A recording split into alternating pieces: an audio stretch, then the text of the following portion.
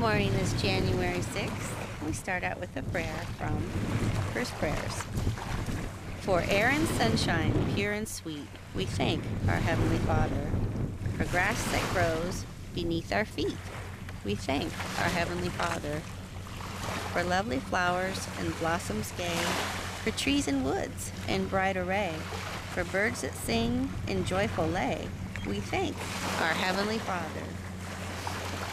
And we start out with Matthew 3:13 through 17. John baptizes Jesus. Then Jesus came from Galilee to the Jordan to be baptized by John. But John tried to deter him, saying, I need to be baptized by you, and do you come to me? Jesus replied, Let it be so now. It is proper for us to do this to fulfill all righteousness. Then John consented. As soon as Jesus was baptized, he went up out of the water. At that moment, heaven was opened, and he saw the Spirit of God descending like a dove and lighting on him. And a voice from heaven said, This is my Son, whom I love. With him I am well pleased. I thought, put yourself in John's shoes. Your work is going well. People are taking notice. Everything is growing. But you know that the purpose of your work is to prepare the hearts of the people for Jesus. Now Jesus has arrived, and with him the real test of your integrity. Will you be able to turn your followers over to him? John passed the test by publicly baptizing Jesus. Soon he would say, He must become greater, I must become less. Can we, like John, put our egos and profitable work aside in order to point others to Jesus? Are we willing to lose some of our status so that others will benefit? Paul's warning to the Jews. Romans 2:17 through 29. As the train is going by, we will set our camera off to the side while the train is going by. You see some of the mountains over there. Sorry about that. There goes the train.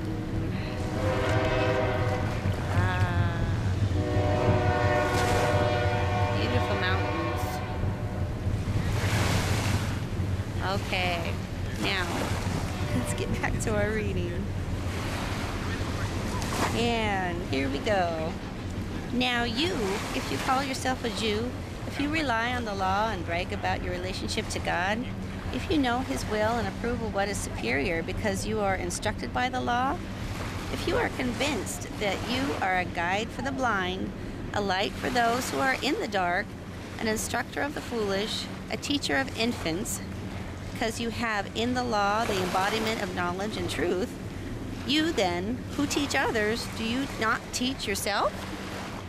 You who preach against stealing, do you steal?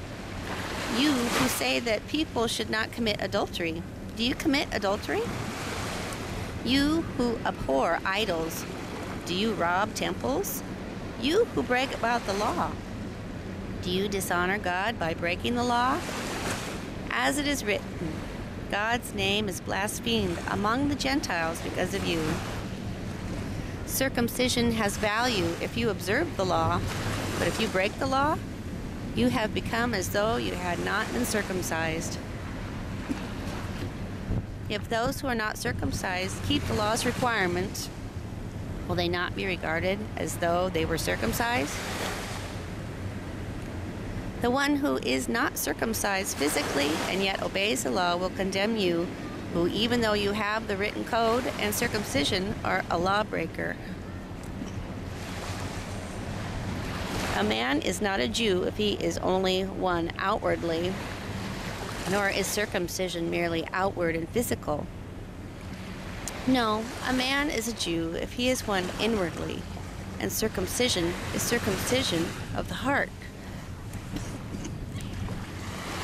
by the Spirit, not by the written code. Such a man's praise is not from men, but from God. I thought, Paul explained to the Jews that they needed to judge themselves, not others, by their law. They knew the law so well that they had learned how to excuse their own actions while criticizing others. But the law is more than the letter. It is a guideline for living according to God's will. And it is also a reminder that we cannot live righteously without a relationship with God. As Jesus pointed out, even withholding what rightfully belongs to someone else is stealing. And looking on another person with lustful, adulterous intent is adultery.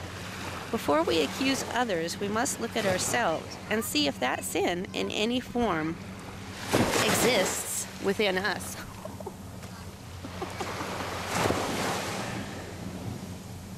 Just about got wet. Proverbs for today, 1:29 through 33. Since they hated knowledge and did not choose to fear the Lord, since they would not accept my advice and spurned my rebuke, they will eat the fruit of their ways and be filled with the fruit of their schemes. For the waywardness of the simple will kill them, and the complacency of fools will destroy them.